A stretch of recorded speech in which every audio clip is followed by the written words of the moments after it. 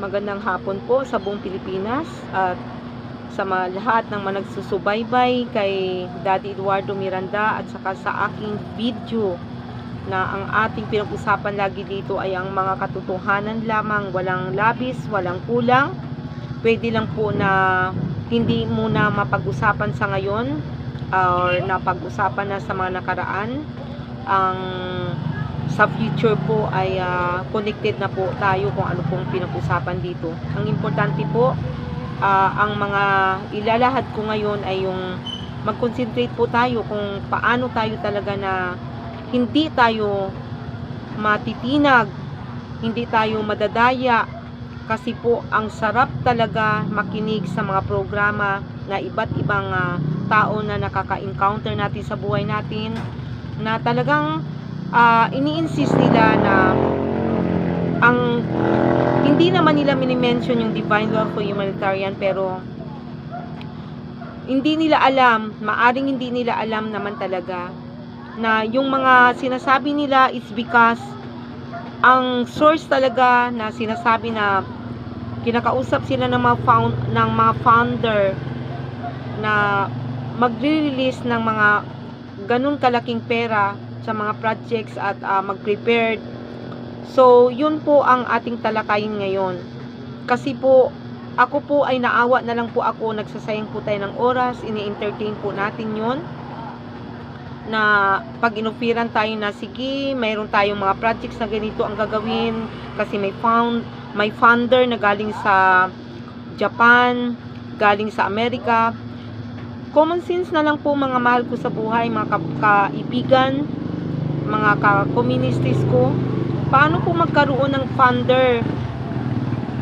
Dahil sa ngayon po ay buong mundo na po ang everyday na nagdi-declare na ang lahat ng mga bangko na sa bawat bansa ay talagang nagsasara na po. Number 1 na po, nasa ano na po, inflation na po. From the recession ang Amerika, number 1 po ang ating bansang Pilipinas. Kahit po ang bansang Pilipinas na sinasabi na tayong pinakamayaman, dahil wala po tayong magagawa, dahil kahit ang ruler ng Divine Will for Humanitarian, paulit-ulit po akong nagsasabi na kahit sila po ay naghahanap ng paraan kung paano makonvinsi ang Daddy Eduardo Miranda, ang the sole signatory na lagi nating tinatalakay sa video na ito, na sa group chat natin na walang kapalpakan dyan sa group chat natin, walang kasinungalingan dyan, kasi nilalantad lang po dyan ang totoo, na ang sa group chat na yan, ang main goal natin dyan ay marireach natin ang plano talaga ng Panginoon according to His will and in His purpose, na mapatupad ang distribution ng Divine Will for Humanitarian sa buong Pilipinas, and then for the extension of every countries sa buong daigdig. Di po ba, mga kapatid? Paulit-ulit po ako nagsasabi na lagi na nang magsasabi yung funder, sige, mag-create kayo ng organization, association, samahan. Di ba, kung totoo silang funder sila, hindi dapat sila magbigay ng ideya na mag-ano muna kayo, mag-aabono kayo, kukuha kayo ng SEC. Kahit sa SEC na lang, hindi kayo dapat magbitaw ng pera. Kasi ang totoo niyan, pakuha kayo ng SEC, pakuha kayo ng lahat sa BIR, madali lang naman yan eh. At hindi po ibig sabihin na kung may SEC na po kayo, ay ano na po kayo, yung talagang legitimate na mayroon talagang pera kayo na mapagkukunan. Kasi wala nga po talaga, napakabilis po yan. Kasi kaya nga po ako lagi akong shortcut, kasi naranasan ko na po yan, na nakasama na po ako sa pinakamalaking foundation na kompleto ng SEC, kinunik doon sa foundation, sa association na yun, para magka-partner para mapatupad ang distribution ng Divine Will for Humanitarian, dahil pinaniniwala po tayo na marami po na may hawak na account. Totoo po yung mga account na hinawakan nyo nga, hindi po ba kayo nakaunawa? Totoo po yung account na halimbawa ang 70 na mga tao, mayroon silang iba't ibang account na binigay noon ng isang tao na yun nga nagpautang ng pera ng bansang Pilipinas. Pinagamit yung backup gold ng kayamanan ng Pilipinas, ginamit sa World Bank, ginamit sa Federal Reserve Bank, ginamit sa Swiss Bank, ginamit kung saan-saan na mga association, organization, foundation, o kung ano man yung departamento ng ahensya ng iba't ibang bansa, pang daigdig na mga association, organizations, pero in short ay kayamanan po yan ng Pilipinas. Ang kulit-kulit po natin noon, lagi-lagi na po itong minimension na ang lahat ng ginamit na mga pera ng bansang Pilipinas ay ayun. Kaya nga na-create po yung mga ginawa ng mga kalaban, mga kaaway. Kaya sila pinapadala ng masumpa, nakikita naman natin dahil sa ayaw pa rin nila umamin na sila ang may utang sa bansang Pilipinas. At pinaganda nila ang kanilang mga bansa. Kaya ngayon, binalikan na sila ng sumpa. Nakikita naman po natin. Di po ba, mga kapatid? Hindi ko po talaga isa-isa. Yung para bang bumabalik tayo sa grade 1. Nandoon na po tayo sa level up ng college. Nandoon na tayo sa masteral. Sa awa, wala pa rin tayo sa doctorate kasi paulit-ulit. Nasa masteral na po tayo. Paulit-ulit po tayong babalik sa elementary. Babalik tayo sa primary or sa pinaka preparatory. Ano ba yan yung tawag na yun sa mga bata na yun. Parang ganyan po paulit-ulit. Sa totoo lang po, ayaw ko na po talaga sana ganito wala sana talaga na akong pakialam. Pero kinukonvict ako ng banal na espiritu na paano na lang kung kayo ay makasamahan ko at wala naman akong time na magsalita sa harapan nyo dahil wala naman akong karapatan na magtayo sa inyo sa harapan nyo kung ano sasabihin ko sa inyo, kung anong katotohanan, di po ba? Kaya dinadaan ko na lang po sa video, sa group chat. Sa akin kasi one word is enough to a wise man, pero hindi po yun na-apply kasi paulit-ulit na lang po tayo. Paano tayo makamove on kung ang isang bagay na sinasabi na natin na kasinungalingan ay wag na po nating i-detalye pa, wag na po nating ibabalikan. Para po sa asawa ko, nakamove on na po ako sa asawa ko. It's enough na magpaalala po ako sa kanya ng ungodly, he must have to return to me, that's all. Pero i-detalye mo pa kung kanino siya, saan siya, anong klaseng meron siyang babae, anong meron siya po. Ano po ba yan? Nakamove on na nga Kaya ang problema ko is just the same thing. Alam na natin ang lahat ng kasinungalingan na ang lahat ng ang pinapaniwala nga tayo noon na tayo ang may utang. Ang dami-dami mga ginto, mga gold na bubuksan ng bubuksan pero walang pagbukas kasi hindi naman pala authorized. At yun pala ay na default na po lahat yun. Na-erase na po lahat yung records na yun. Wala na sila. Ang lahat ng mga kayamanan ay naka-blue book. Kung ano man yan, mga bankers man yan, mga diamonds man yan, naka-blue book po yan lahat. In short, kung nagbenta man kayo at ginalaw nyo yan sa mga videos na daanan natin, confiscated po lahat yun. At yun lahat ay kahit kayo, lahat ang mga nagbibenta ng kayamanan na nandoon na sa labas ng bansa Pilipinas, di po ba? Nagkaroon naman talaga ng transaction. Hindi ko sinasabi na fake yon. Nagkaroon ng transaction dahil totoo talaga na binigyan sila ng account pero nakipag-transact, binenta na po yung mga gold, nadala na po doon sa ibang bansa dahil na-confiscate nga po ng the ruler po, dumadaan po sa kanya. Ang mga buyer ninyo na mga mayayaman, mga hari, mga reyna, yun po lahat ay nagpakunyari lang po sila ng mga investor, mga businessmen, pero hindi po, mga CIA po sila, di po ba? Di po ba sa buong Pilipinas wala pong nabayaran? Kahit ako nga po kaya nagagalit po ako kasi galing po ako sa marking association na pinapaniwala na nakakonek doon sa First Lady, na ang galing-galing ng bankers na yon, na napaniwala kami na magkaroon kami ng mga kotse, mga sasakyan as a national leaders, tapos mamimigay ng pera doon sa mga sobra-sobra naman talaga sa isang bankers lang. Totoo po na nangyari ang transaksyon. Di po ba?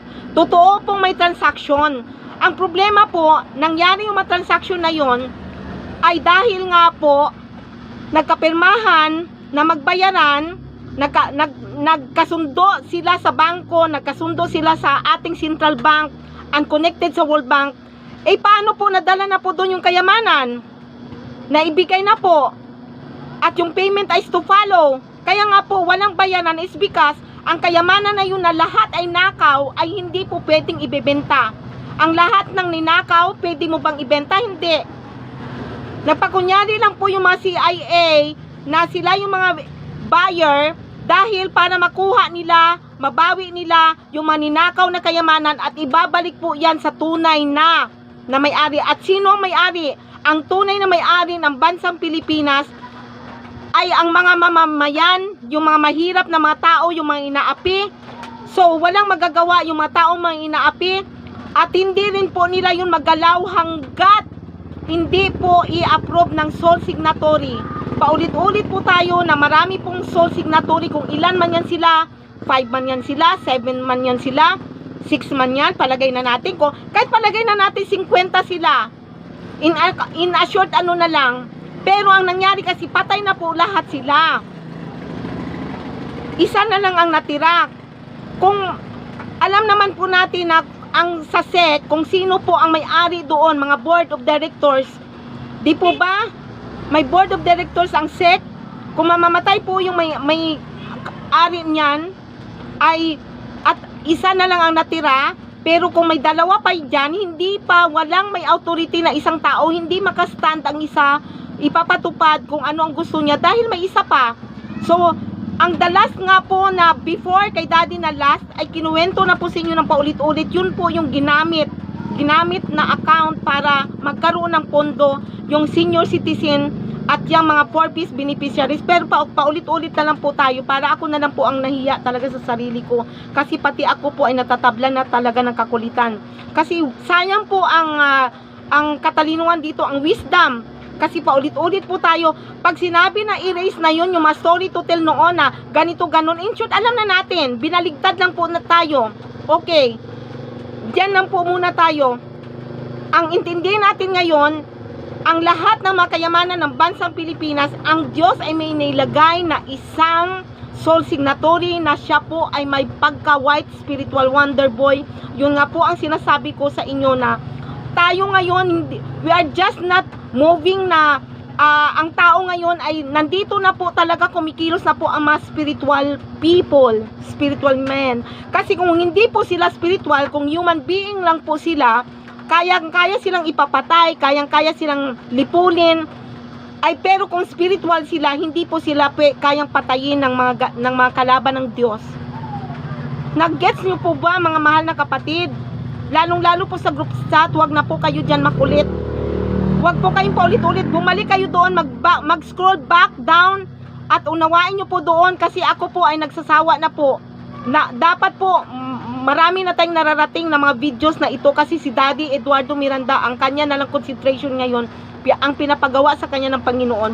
In any moment, in any time, in any day, as long as wala ng politiko, ang kondisyon ni Daddy, talagang bubuksan niya yung kayamanan. Pero hindi niya bubuksan hanggat maraming umaangkin na sila rin po ay makapagbubukas. Pinaulit-ulit ko sa inyo, walang makapagbubukas dahil kahit yung ruler above the CIA, nasa gitna lang po siya, na siya rin po ang binigyan ng authority at power ng Panginoon na magiging kapartner na ingatan itong Divine World for Humanitarian. Pinaulit-ulit ko 1985 pa. He has 72 churches inside the United States and 52 churches outside the USA. Pero sila ay naorienta po sila na once na magbitaw, once na mag-release ng Divine Wealth for Humanitarian at inaantay po yung approval ni Daddy, sila po ay makikinabang po, na-orient po silang lahat na may hope sila, may faith sila na once na mangyayari yan, isa po sila na makapag-benefit dyan sa Divine Wealth for Humanitarian. Imagine niyo, hindi naman po siya Pilipino, pero bakit yan? May program na ganyan. Tayo pa kaya mga Pilipino?